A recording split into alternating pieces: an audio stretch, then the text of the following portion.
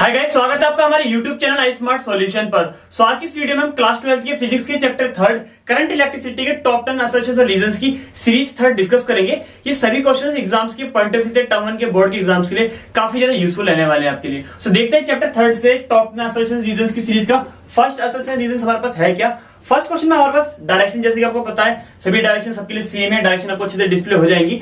अब देखते हैं हमारे पास फर्स्ट क्वेश्चन में असर्शंस क्या गिवन है। असर्शन में बोला गया heater wire must have high resistance and high melting point. पता है आपको हीटर वायर में आपको हाई का मेल्टिंग पॉइंट होता है, क्या होता है, हाई रेजिस्टेंस होता है। तो फर्स्ट इसका असर्शंस गिवन है। अब इसका रीजन भी देखेंगे। असर्शंस में जो हमारे पास बोला गया है ये चीज तो बिल्कुल हमारे पास बोल सकते हैं कंफर्म है, क्योंकि हीटर जो है बोल सकते हैं हाई रेजिस्टेंस होने के बाद ये हीट होता है, जिसमें करंट का फ्लो क्या होता है, धीरे धीरे कम होता चला जाता है। स्टार्टिंग में करंट का फ्लो ज्यादा होता है, बाद में करंट का फ्लो कम हो जाता है। जैसे कि आपने पढ़ा होगा हाई मेल्टिंग पॉइंट और हाई रेजिस्टेंस इसका होता है।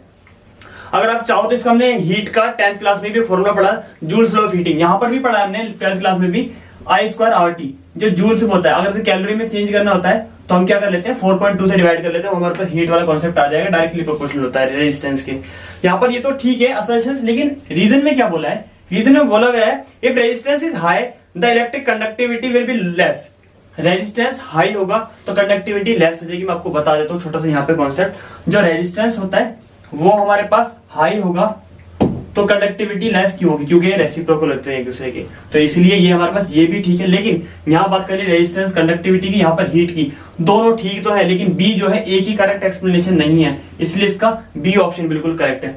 कंडक्टेंस कंडक्टिविटी पढ़ा है ना आपने, रेजिस्टिविटी का उल्टा होता है, हमारे पास इसी चैप्टर में है। अगर आपने डिटेल में कॉन्सेप्ट नहीं पढ़ा तो सबकी मैं प्लेलिस्ट एक बार डिस्क्रिप्शन बॉक्स में प्रोवाइड कर दूंगा, सभी टॉपिक को आप डिटेल में भी डिस्कस कर सकते हैं, अच्छे से भी वहां पे प्रिपेयर कर सकते हैं। असर्शंस और रीजंस दोनों ही देखते हैं। असर्शन में क्या बोला गया है, ये बोला गया है कि the electric bulb glow immediately when switch is on. Switch को ऑन करते ही आपने देखा होगा अपने घर में जो बल्ब होगा इमीडिएटली बोल सकते हैं ग्लो करना शुरू कर देता है। क्यों करता है, जब भी आप किसी बल्ब को ऑफ करते हो जो भी इसमें हमारे पास इलेक्ट्रिक फील्ड होता है, इलेक्ट्रोमैग्नेटिक वेव्स होती है, वो इमीडिएटली बोल सकते हैं स्टैब्लिश हो जाती है। जैसे आप स्विच ऑन करते हो वो वहीं से स्टार्ट चलना शुरू कर देते हैं। वो इलेक्ट्रॉन्स के एक एंड से दूसरे एंड तक फ्लो होने का टाइम बोल सकते हैं वेट नहीं करता है, इसलिए इलेक्ट्रिक फील्ड हमारे पास स्टार्ट हो जाता है। मींस हमारा जो बल्ब है वो इमीडिएटली एकदम ग्लो करना शुरू कर देता है, यानी कि इसका असर्शन तो ठीक है। रीजन में क्या बोला है, रीजन में बोला the drift velocity of the electron in the metallic wire is very high.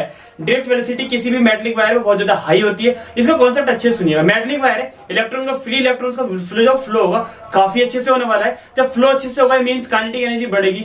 Kinetic energy बढ़ेगी, इसका मतलब क्या हो रहा है, कॉलिजन ऑफ द इलेक्ट्रॉन्स काफी ज्यादा बढ़ेगा। कॉलिजन बढ़ेगा तो रेजिस्टेंस भी बढ़ रहा है, और कॉलिजन बढ़ेगा तो ड्रिफ्ट वेलोसिटी घटेगी। तो ये बोल रहे हैं वेरी हाई होती है, नहीं होती, यानी कि इसका सी ऑप्शन करेक्ट है, जिसमें असर्शन तो ठीक है लेकिन रीजन ठीक नहीं है। अब अपनी सीरीज के क्वेश्चन नंबर 3 को देखते हैं। थर्ड में हमारे पास क्या बोला है, थर्ड का असर्शंस और रीजंस दोनों को चेक कर लेते हैं।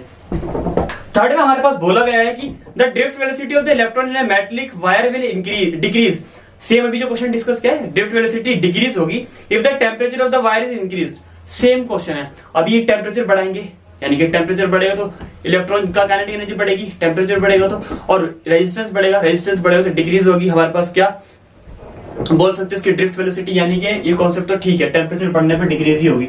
असर्शन तो ठीक है। रीजन में क्या बोला है, on increasing the temperature, temperature increase करेंगे, conductance of the metallic wire decrease.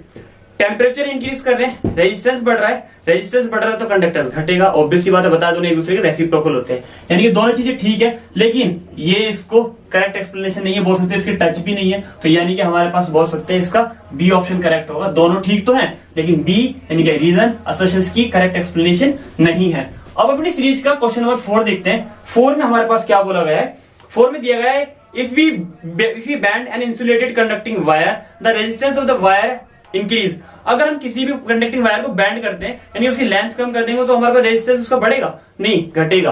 यानी कि आपको पता है ना, बैंडिंग पे वैसे तो ड्रिफ्ट वेलोसिटी डिपेंड नहीं करती, रेजिस्टेंस का पता आपको हाफ होता है। असर्शन तो हमारे पास कैसा हो गया, रॉन्ग हो गया। रीजन में क्या बोला गया है, the drift velocity of the electron is band wire decrease. मैंने ये बताया था, ये बैंडिंग पे डिपेंड नहीं करती, सेम ही कॉन्सेप्ट है। दोनों चीजें ठीक नहीं है, यानी कि इसका डी ऑप्शन करेक्ट होगा। ये चीज ध्यान रखना आपको ना। अब देखते हैं, आपको ड्रिफ्ट वेलोसिटी का फॉर्मूला याद होगा, उसमें रेजिस्टेंस होता ही नहीं है ना। अब हम देखते हैं अपनी सीरीज का फिफ्थ क्वेश्चन। फिफ्थ में हमारे पास क्या बोला गया है, फिफ्थ में बोला गया है हमारे पास असर्शंस दिया है if the length of the conductor is double. Conductor की लेंथ को डबल करते हैं, यानी कि असर्शंस में लेंथ डबल कर देते हैं, ठीक है। The drift velocity will become half. Double करने पर हाफ हो जाती है, of the original value keeping the potential difference unchanged. Potential difference एक छोटा सा फॉर्मूला क्रिएट करना पड़ेगा। वीडी हमारे पास क्या होता है, माइनस का क्या माइनस छोड़ देते हैं, टो अपॉन एम होता है, और हमने इलेक्ट्रिक फील्ड का फॉर्मूला पढ़ा है, E equal V upon L. यहां पर पुट करेंगे E V tau upon M L, यानी कि वीडी जो होगी हमारे पास डायरेक्टली प्रोपोर्शनल इनवर्सली प्रोपोर्शनल होगी लेंथ की। एक इंक्रीज होगा तो डबल हो जाएगा, डबल होगा तो हाफ, इंक्रीज होगा तो डिक्रीज हो जाएगा, ये डिक्रीज होगा तो इंक्रीज हो जाएगा, ये डबल होगा तो ये हाफ हो जाएगा, ये हाफ होगा तो डबल होगा। इनवर्सली प्रोपोर्शनल का मीनिंग यही होता है। तो यानी कि इसका असर्शन तो बिल्कुल ठीक है। रीजन में क्या बोला है, रीजन में बोला है एट कांस्टेंट पोटेंशियल डिफरेंस, ठीक है, drift velocity is inversely proportional to the length of the conductor. ये तो कॉन्सेप्ट है, दोनों चीजें ठीक है और हमारे पास ये भी पता चल गया दोनों चीजें ठीक है, तो हमारा ए ऑप्शन बिल्कुल करेक्ट होगा। दोनों एक दूसरे को रिलेट भी कर रहे हैं। अब देखते हैं अपनी सीरीज का क्वेश्चन नंबर 6 क्या है।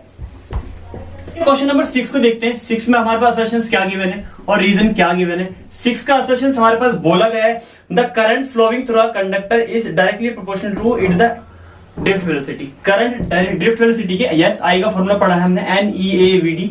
इसका आपने डेरिवेशन में अच्छे से प्रिपेयर किया होगा, यानी कि आई डायरेक्टली प्रोपोर्शनल हो गया वीडी के, यानी कि इनका असर्शन तो बिल्कुल ठीक है। रीजन देखते हैं। रीजन बोला है drift velocity increase the current flowing through the conductor decrease. नहीं, एक इंक्रीज दूसरा डिक्रीज नहीं होगा, दोनों डायरेक्टली प्रोपोर्शनल, दोनों इंक्रीज दोनों डिक्रीज होंगे। एक्सेलरेशन ठीक है, रीजन ठीक नहीं है, यानी कि सी ऑप्शन करेक्ट है अपनी सीरीज का, अपने क्वेश्चन का। अब देखेंगे 7 क्वेश्चन। 7 क्वेश्चन में हमारे पास क्या दिया गया है। 7 में हमारे पास बोला गया है, पहले उसका असर्शन रीड करते हैं, देन हम आपका रीजन देखते हैं। असर्शन में हमारे पास क्या बोला गया है 7 में, ohms law is not valid if current depend on the voltage non linearly. बिल्कुल नहीं, बिल्कुल बोल सकते हैं वैलिड नहीं है।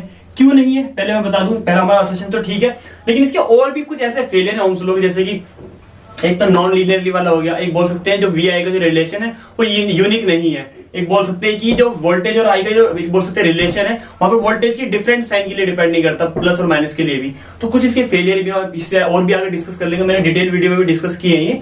तो यहाँ पर हमारा बिल्कुल असर्शन ठीक है, लेकिन रीजन में इन्होंने क्या बोला है, ohm's law is a fundamental law of nature. नहीं, ohm's law is not a fundamental law of nature. तो यानी कि हमारे इसका भी सी ऑप्शन करेक्ट है। असर्शन तो ठीक है लेकिन रीजन ठीक नहीं है। अब अपनी सीरीज के क्वेश्चन नंबर 8 को देखेंगे। 8 में हमारे पास क्या बोला गया है। 8 में हमारे पास दिया गया है कि हमारे पास 8 में क्या बोला है, the resistivity of the semi conductor increase with temperature. यानी कि रेसिस्टिविटी क्या बोला गया है, resistivity of a semi conductor increase with the temperature. यानी कि नहीं होती, मैं बता दूं रेसिस्टिविटी टेम्परेचर के साथ साथ। क्यों पता है, मैं आपको बता दूं, जो हमारे पास आर होता है रो L अपॉन ए होता है। रेसिस्टिविटी टेम्परेचर के बढ़ने के साथ साथ इंक्रीज और बोला ना, इंक्रीज द टेम्परेचर नहीं है, टेम्परेचर बढ़ेगा तो रेसिस्टिविटी जरूरी नहीं कि रेसिस्टिविटी बढ़ेगी। ठीक है, अब सेमीकंडक्टर के लिए बोला है, और दूसरा कॉन्सेप्ट क्या बोला है, डिक्रीज द सेमीकंडक्टर के लिए। तो हमारे पास अगर मेटलिक वायर तो हम बोल सकते थे, लेकिन यहाँ पर उन्होंने एक चीज और बोल दी है, ये तो गलत हो गया, लेकिन रीजन में उन्होंने एक चीज क्या बोली है, the atom of the semiconductor vibrate with larger amplitude at higher temperature. उल्टा हो गया फिर, thereby increasing its resistivity बढ़ाएंगे हायर टेम्परेचर पर, वो बोल सकते हैं लार्जर एम्पलीट्यूड से वाइब्रेट करेगा। नहीं, ये भी नहीं है, लार्जर एम्पलीट्यूड से कम से करेगा। तो दोनों चीजें ठीक नहीं है इसकी, ठीक है ना। तो इसका कौन सा ऑप्शन करेक्ट होगा, डी करेक्ट हो गया हमारे पास। ये कॉन्सेप्ट तो समझ में आता होगा ना, रेसिस्टिविटी इलेक्ट्रॉन्स। इलेक्ट्रिसिटी काफी इंटरेस्टिंग टॉपिक है, बोल सकते हैं 10th में पढ़ा है, 12th में भी, तो इंटरेस्टिंग कॉन्सेप्ट भी है। अब अपनी सीरीज का सेकंड लास्ट क्वेश्चन देखेंगे। 9 हमारे पास क्या दिया हुआ है, the electrical appliances with metallic body have 3 connection whereas an electric bulb has 2 pin connection. देखा आपने, जो इलेक्ट्रिक बल्ब की पिन है वो 2 होती है, कोई हाई जैसे आपके पास आयरन हुई, वॉशिंग मशीन हुई, इनमें 3 पिन होती हैं। हाँ बिल्कुल होती है, लेकिन इसका ये तो ठीक है, ये तो हमने देखा है, लेकिन रीजन में इन्होंने क्या बोला, रीजन देखते हैं इसका। 3 pin connection reduce heating of the connecting wire. नहीं, रिड्यूस नहीं करते। मैं बता दूं 3 पिन थर्ड जो है, सिर्फ और सिर्फ थर्ड पिन जो दी जाती है किसी भी हाई अप्लायंसेस में, इलेक्ट्रिक अप्लायंसेस में, वो सिर्फ और सिर्फ सेफ्टी के लिए दी जाती है। तो यानी कि ये तो ठीक नहीं है, यही ठीक है, यानी कि सी ऑप्शन हमारे पास करेक्ट है। अब हम देखेंगे अपनी सीरीज का लास्ट क्वेश्चन, क्वेश्चन नंबर 10 में हमारे पास क्या दिया गया है, असर्शंस क्या दिया है और रीजन क्या दिया है। असर्शंस में हमारे पास क्या बोला गया है लास्ट क्वेश्चन में, some electrical appliances have 3 pins. अभी बताया था, कुछ में 3 होती है, कुछ में 2 होती है। Even though if we remove the 2 pin top pin it will continue working. जैसे कि मैंने आपको बताया कुछ इलेक्ट्रिकल अप्लायंसेस घर पे ऐसे हैं, जैसे आयरन हुआ, वॉशिंग मशीन हुई, ग्राइंडर हुई, जो भी हमारे पास उसमें 3 पिन्स होती हैं। जो थर्ड वाली पिन है उसको बोल सकते हैं, जो टॉप वाली पिन है रिमूव कर दें तो हमारे पास इलेक्ट्रिकल अप्लायंसेस रन करेंगे, बोल सकते हैं वर्क करेंगे। यस ऑब्वियसली बातें करेंगे। थर्ड पिन सिर्फ और सिर्फ किस लिए दी जाती है बताया मैंने, सेफ्टी पिन के लिए दी जाती है। बोल सकते हैं सेफ्टी का जो अपने डिवाइसेस की सेफ्टी के लिए भी दी जाती है। लेकिन इसके रीजन में क्या बोला है, रीजन में बोला third pin is used only as a safety device. Safety device के लिए यूज करता है, अभी जो बताया मैंने, यानी इसके ए और बी दोनों ही ठीक है, असर्शन और रीजन दोनों ही ठीक है, यानी इसका ए ऑप्शन बिल्कुल करेक्ट होगा। होप से इलेक्ट्रिसिटी के बोल सकते हैं थर्ड चैप्टर की तीनों सीरीज के टॉप 10 क्वेश्चंस की असर्शन रीजन की सीरीज आपको बहुत ज्यादा पसंद आई होगी। वीडियो अच्छी लगे तो वीडियो को लाइक करना ना भूलें। अगर आप चैनल पर नए चैनल सब्सक्राइब कर दे, बेल आइकन को प्रेस कर दें, जिससे कि रिमेनिंग चैप्टर्स के अच्छे नोट्स, अच्छी वीडियोस आपके पास टाइम टू टाइम पहुंच सके।